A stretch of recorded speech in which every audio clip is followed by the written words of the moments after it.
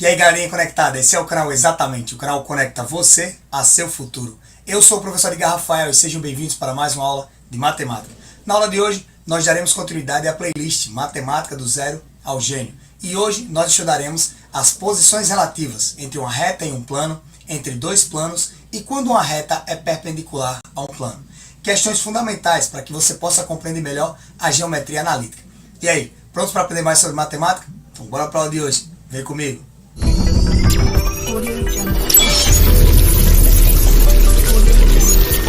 Na aula passada do nosso curso Matemática do Zero ao Gênio, nós estudamos a definição de ponto, a definição de reta, como é que podemos determinar um plano utilizando pontos e retas e também a posição relativa entre duas retas. Para mais informações sobre esse conteúdo, é só você acessar nossa playlist Matemática do Zero ao Gênio. No final desse vídeo tem um link, é só clicar e conferir. E na aula de hoje nós estudaremos as posições relativas entre uma reta e um plano, entre dois planos e quando uma reta é perpendicular ao plano.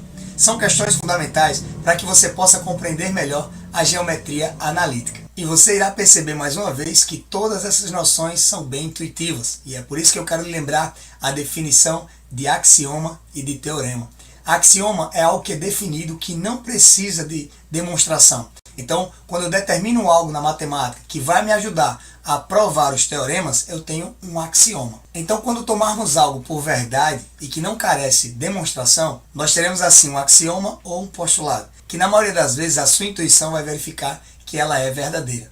Mas caso você tenha um teorema, ele exige uma definição. E para definir um teorema, a gente utiliza os axiomas. Dentro da geometria das posições, o primeiro tópico da nossa aula será posições relativas entre uma reta e um plano. Então vamos verificar aí a primeira condição.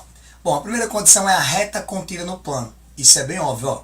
Para alguma coisa estar contida dentro de outra, ela tem que estar totalmente preenchida. Então vejam só, para uma reta estar contida em um plano, todos os pontos dessa reta têm que estar dentro do plano. E aí a gente usa o sinal de estar contido. Como eu falei, nessa aula não se preocupe com os símbolos de pertence, não pertence, está contido, porque em uma aula de conjuntos nós falaremos em detalhes sobre isso. Mas entenda a noção de estar contido. Vamos pensar assim, ó, o café está na lata. Então pense aí, essa definição me diz que a lata contém o café, ou também que o café está contido dentro da lata. E a gente pode aplicar por analogia nesse exemplo aí, reta contida no plano. Seria dessa maneira aí. Então toda reta ela tem que pertencer ao plano, quer dizer que nenhum ponto dessa reta pode estar fora desse plano. E podemos escrever da seguinte maneira, a reta AB ela está contida dentro do plano alfa. Uma coisa interessante aí é que os sinais em matemática, a abertura fica sempre virada para o maior. Isso foi uma maneira que eu utilizei para sempre recordar do lado que eu vou escrever esses sinais. Por exemplo, o sinal de estar contido, o sinal de contém.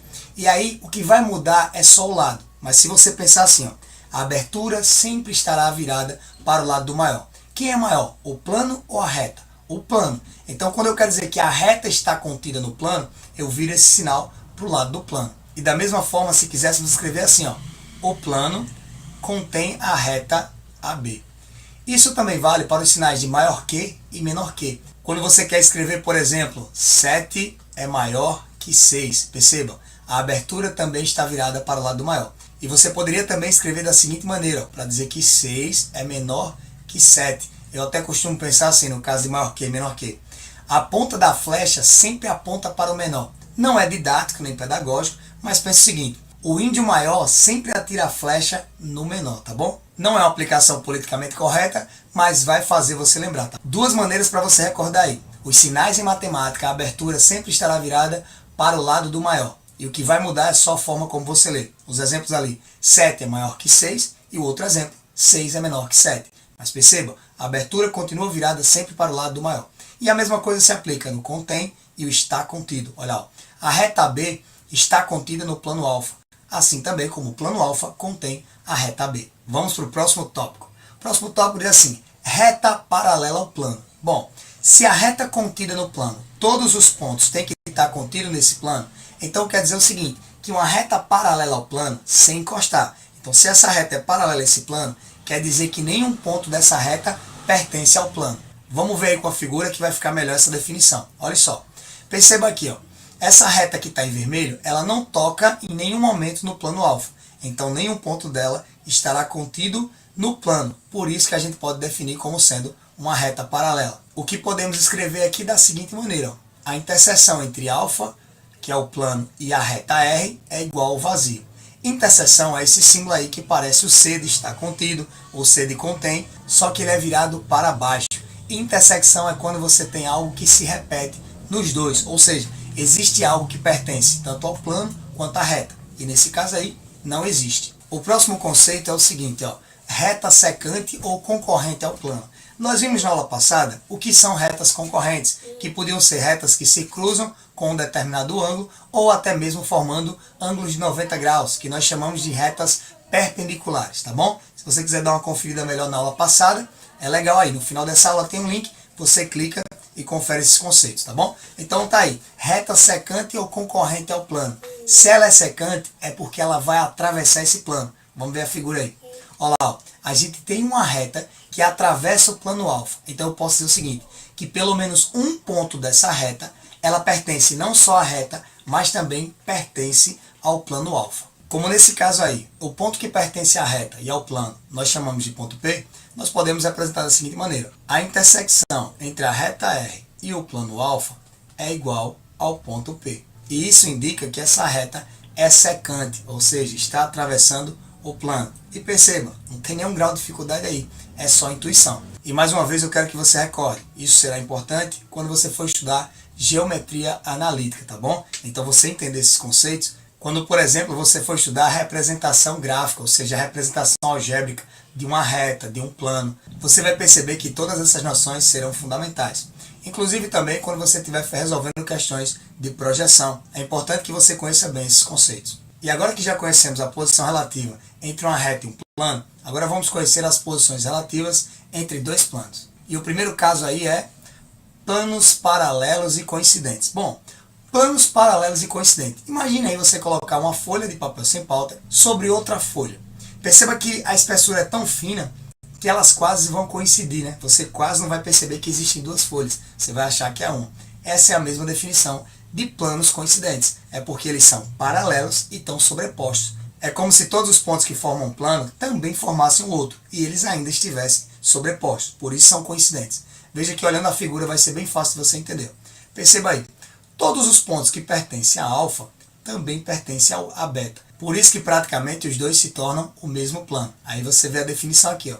A interseção entre o plano alfa e o plano beta é igual ao próprio alfa e igual ao próprio beta. Vamos ver aí o próximo tópico. O próximo tópico diz assim, planos paralelos e distintos. Bom, noção de paralelo é como se agora você pegasse essa folha sem pauta e afastasse uma da outra. Elas vão continuar sendo paralelas, mas agora elas não são coincidentes mais. Então, a gente vai dizer que são paralelas e distintas. Veja a figura aí.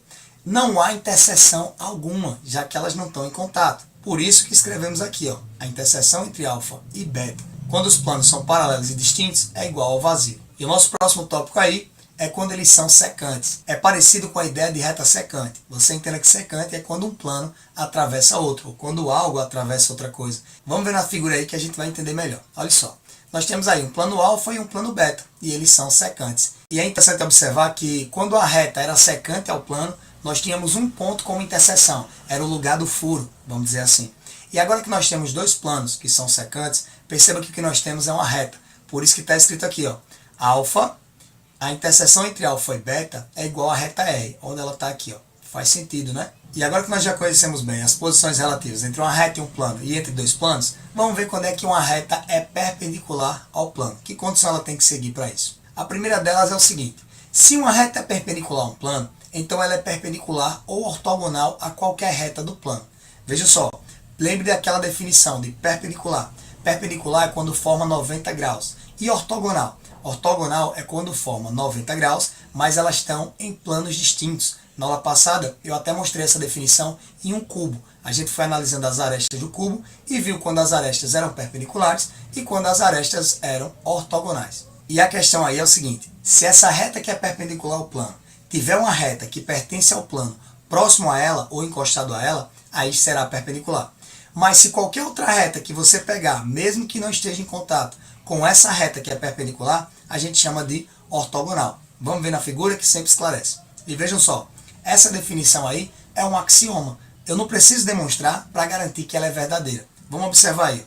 Então nós temos aí um plano alfa e perceba, Todas as retas que atravessam esse ponto, que na outra questão a gente chamou de ponto P, elas são perpendiculares, elas formam 90 graus com a reta R. Mas supondo aí que eu traçasse uma reta aqui, que eu vou chamar de reta Q. Percebam que essa reta Q, apesar de não encostar na reta R, caso ela encostasse, seria perpendicular. Como ela está distante, mas ainda assim forma 90 graus, a gente chama de reta ortogonal. Vamos ver numa figura aí para exemplificar melhor. Vê só. Se a reta S ali, que está em verde, encosta na reta R, então a gente diz que ela é perpendicular. Forma 90 graus encostado com a reta R. Então vai ficar lá bem coladinho, perpendicular. Agora, se ela formar 90 graus, mas ainda assim ela não encostar na reta R, então a gente diz que ela é ortogonal. Perceba aí, nós temos lá a primeira reta S que está pontilhada, essa reta S pontilhada é perpendicular. Mas a reta verdinha aqui, que é a reta S, sem linha, ela é a reta ortogonal. Ela não deixou de formar 90 graus, porque afinal de contas, se ela está no plano, e se essa reta é perpendicular ao plano, ela tem que formar 90 graus. Mas por ela não estar encostada, a gente diz que é ortogonal. Observe o que diz esse outro axioma. Ele diz o seguinte: se uma reta perpendicular forma 90 graus com duas retas concorrentes de um plano, então ela é perpendicular ao plano. Vê, a gente já sabe que duas retas concorrentes podem dar origem sim a um plano. E se eu tenho uma reta que é perpendicular a essas duas retas que são concorrentes, consequentemente, ela também será perpendicular ao plano que contém essas duas retas. Vamos olhar a figura e vai ficar muito mais fácil você notar isso. Observe aí que a reta R, que está em vermelho, ela é perpendicular tanto à reta S quanto à reta T. Essas duas retas concorrentes, elas dão origem a um plano, que é o plano alfa. Então, se R forma 90 graus com S e forma também 90 graus com T, é óbvio que ela vai formar 90 graus com o plano que contém a reta S e a reta T. Logo, está escrito ali, ó, a reta R é perpendicular ao plano alfa. Vamos ver isso agora em um desenho 3D. Observe aqui, ó. Nós temos aqui três planos. Esse plano aqui eu vou chamar de alfa, esse aqui de beta, e esse plano aqui do chão eu vou chamar de teta. Geralmente representamos planos com letras gregas. E aqui eu tenho uma reta em vermelho, que a gente representa com letra minúscula, vou chamar de Rzinho. E lembre também que para representar um ponto, nós utilizamos letras maiúsculas. Aí quando eu uno dois pontos formando uma reta, por exemplo, se eu colocasse aqui, ó, o ponto A e aqui o ponto B, e não quisesse representar essa reta como reta R, eu podia representar ela assim, ó, o segmento de reta AB. Aí eu boto um traço em cima. Nesse caso só chamei de Rzinho. Mas observe uma coisa aí. Além dessa reta que está em vermelho, nós temos essa reta preta aqui, que forma o plano do piso. Vou chamar essa reta de P. E nós temos outra reta aqui, onde estão as prateleiras e a pia, que ela vai passando aqui por trás dessa prateleira, que eu vou chamar de reta Q. Perceba que a reta P e a reta Q, elas se cruzam aqui. Elas são concorrentes e perpendiculares. E olha, elas além de serem concorrentes e perpendiculares, elas também são perpendiculares à outra reta R. Então fica bem claro aí, ó. Se uma reta é perpendicular às duas outras retas que pertencem ao plano, fica bem óbvio que essa reta também é perpendicular ao plano. E nós podemos dizer aí tranquilamente, né, que o plano alfa e o plano beta são secantes, porque se a gente pudesse prolongar eles aqui lá para trás, ó, a gente ia ver que esses dois planos também vão se cruzar. E pela própria definição, a gente viu que quando dois planos são secantes, a interseção entre eles é uma reta, que seria a reta R. Agora que conhecemos quando uma reta é perpendicular ao plano, vamos conhecer quando dois planos são perpendiculares. Vamos trabalhar em cima de mais um axioma, mas a lógica segue a mesma. Perceba que tudo, mesmo que você não compreenda bem a definição, quando você observa a figura, fica bem claro o que está sendo dito. E é isso que o Enem quer de você quando fala de projeções. Para que os planos sejam perpendiculares, nós temos o seguinte axioma. Um plano alfa é perpendicular a um plano beta, se e somente se alfa contém uma reta perpendicular a ele. O que esse axioma está querendo nos dizer é o seguinte: se eu tenho planos que são perpendiculares, então pelo menos uma dessas retas que está contida dentro de um desses planos tem que ser perpendicular ao outro plano. De novo, a figura vai ajudar muito a nossa interpretação. Observe aí, ó. Perceba que essa reta R, ela é perpendicular ao plano alfa. Ela está 90 graus com o plano alfa, então isso me garante que o plano beta também forma 90 graus com o plano alfa. E nossa aula de hoje fica por aqui, e você nota que geometria de posição não tem segredo nenhum. É só usar a intuição, observar bem e prestar atenção, que você vai conseguir entender todos os conceitos. E se você gostou dessa aula, é fácil retribuir. Basta se inscrever no canal, deixar o like e compartilhar o vídeo. Você também pode apoiar nosso canal financeiramente através do Pix. A chave está aí em cima do quadro. Para qualquer dúvida ou sugestão, é só deixar aqui nos comentários ou mandar um direct lá no Instagram. Aproveita e me segue lá no Insta, pois sempre eu estou postando o resumo das aulas, algumas dicas e algumas reflexões filosóficas a respeito da educação. Então, me segue lá. Por hoje é só, fiquem com Deus e lembre-se, quando a gente se vê, a gente se encontra. Até a próxima aula.